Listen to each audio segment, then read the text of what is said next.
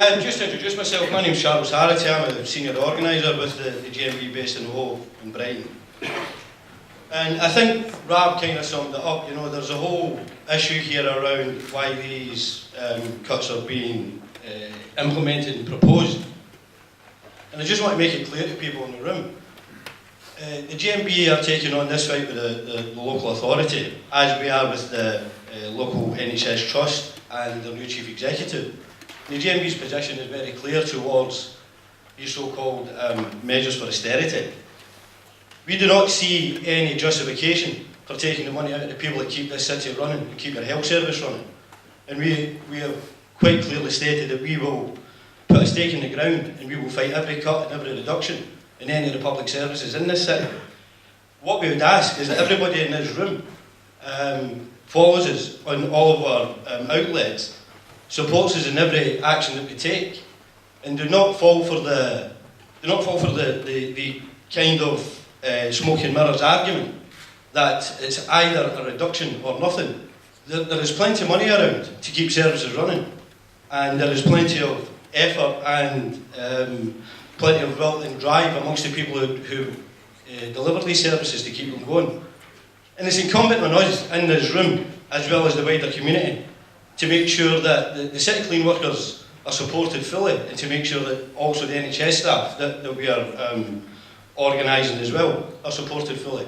And I would just end on that note. Give us your support, and we will give you as much leadership, as much determination as we possibly can muster. Thank you very much.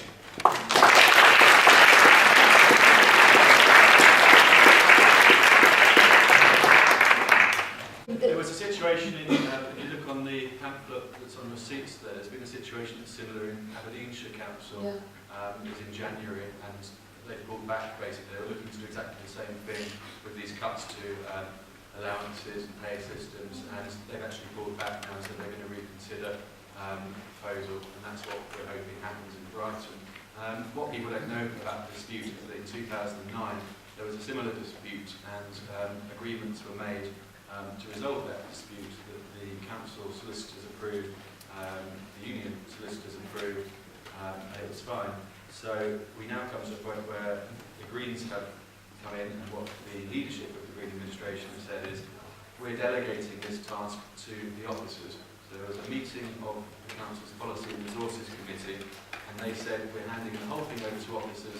You get on with it, you do negotiations, and you implement it. And they had nothing more to do with it. That was their position. What has now transpired since then, several Green councillors, or a large number of Green councillors, actually come out against what's happening, and they joined the Labour group on the council in doing that. And they've said that they've been misled by their own leader, Jason Kitcat. They've actually said on Twitter, there's Green councillors that have said he misled them, he told them the decision would be coming back to Green councillors in the group, when in fact that was not the case. So that's caused a huge amount of anger, I suppose, amongst the Green Party. We've had a Green Party meeting the other night where the local party voted 2-1 against the administration, their own administration, to support the workforce. We've also had the Green MP Caroline Lucas, who is now actively campaigning against these cuts and against her own administration.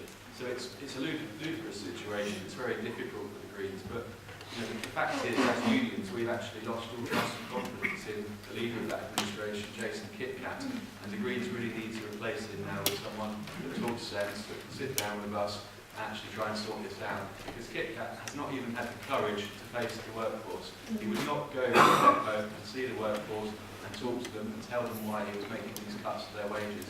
And to be honest, the members, 260 of them, all standing to lose £4,000 a year under these proposals. They saw that as an act of cowardice. So GMB is going to be campaigning strongly about this. As Charlie said, we campaign very strongly on a number of issues in Brighton. On any weather attacks, we will be fighting them. So do have a look at our website, GMB Southern. Do follow us on Twitter, @GMB Southern. And the Cityclean workers themselves have even opened their own Twitter account. They've got nearly 1,000 followers within 2 days. Owen Jones has been retweeting them. The support out there from people has been amazing. So please join that support. Sign the petition on our website. Follow us on social media. And thanks very much.